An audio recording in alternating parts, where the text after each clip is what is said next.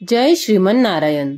आजच्या व्हिडिओमध्ये आपण धनु राशीचे साप्ताहिक भविष्य पाहणार आहोत, म्हणजेच 15 जुलै ते 21 जुलै 2025 च्या दरम्यानचे भविष्य।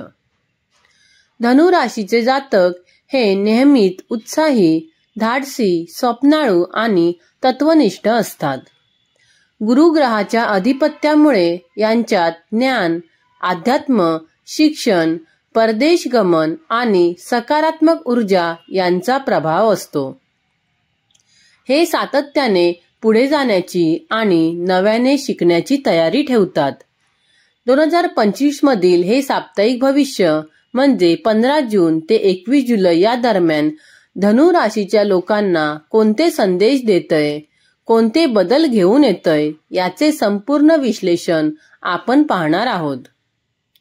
आता आपण पाहणार आहोत धनु राशींच्या लोकांची ग्रहांची स्थिती आणि त्याचा धनु राशीवर कोणता प्रभाव होणार आहे।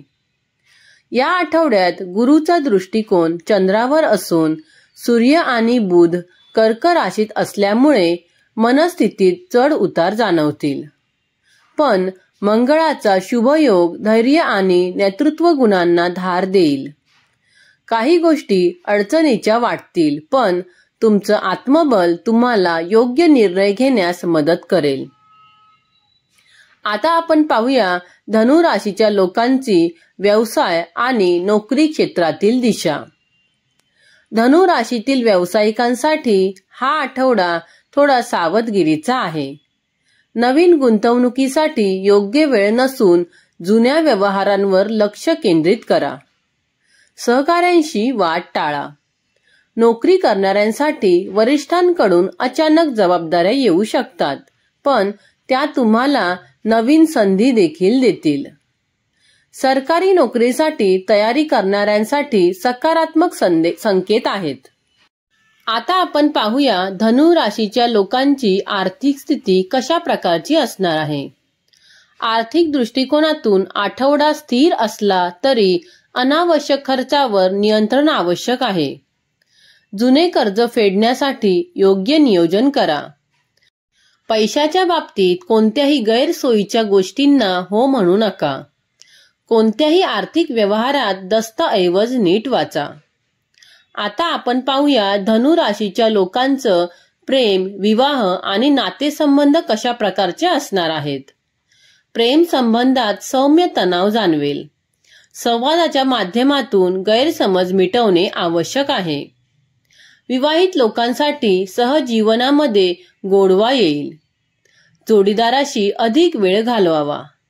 एकटे असलेल्या लोकांसाठी नवीन ओळख लाभदायक ठरेल, पण विश्वासाने वागा, घाई नका करू। आता आपण पाहणार आहोत धनु राशीच्या लोकांचं कौटुंबिक जीवन आणि घरातील वातावरण। घरात आई वडिलांच्या आरोग्याची काळजी घ्या। घरात काही कामांमुळे मानसिक तणाव जाणवू शकतो, पण घरातील एकत्रितपणामुळे सर्व काही सुरळीत होईल। भावंडांमध्ये सामंजस्य ठेवा। घरातील लहान सदस्याकडून आनंद मिळेल। पुढे आपण पाहूया धनु राशीच्या लोकांचं मानसिक स्वास्थ्य आणि आरोग्य। मन थोडं अस्थिर वाटू शकतं, विशेषतः आठवड्याच्या सुरुवातीला। ध्यान, योग किंवा सकाळची चाल मनशांती देईल। अन्न पचनाची समस्या भेडसावू शकते। गॅस, ऍसिडिटी सारख्या त्रासांकडे दुर्लक्ष करू नका। आरोग्यासाठी वेळेवर झोप आणि सकस आहार अत्यावश्यक आहे।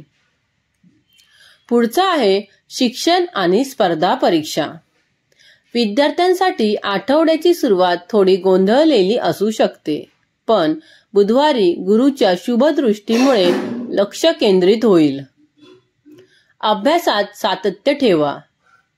नवीन तंत्रज्ञानाचा उपयोग करणे फायदेशीर ठरेल। स्पर्धा परीक्षा देणाऱ्यांनी जुन्या चुकांवर काम करावे। आता आपण पाहणार आहोत धनु राशीच्या लोकांचं धार्मिक आणि आध्यात्मिक दृष्टिकोन कशा प्रकारचा असणार आहे। या आठवड्यात गुरुच्या प्रभावामुळे अध्यात्मात वाढ होईल। मन अनेक प्रश्न विचारेल, त्याचं उत्तर तुम्हाला साधनेसाठी वेळ दिल्यावर मिळेल। श्रावण महिन्याच्या पार्श्वभूमीवर महादेवाची उपासना अत्यंत शुभ ठरेल।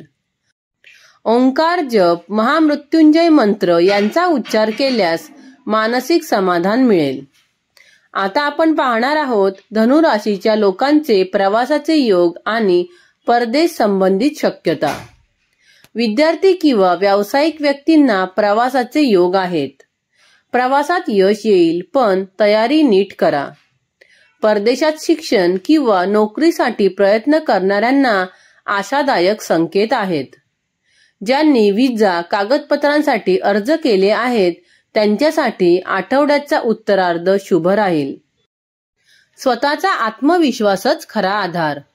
धनु राशीच्या जातकांनो, हा आठवडा काही प्रमाणात आव्हानात्मक असला तरी तुमच्या आंतरिक शक्तीमुळे तुम्ही प्रत्येक अडचणीवर मात कराल.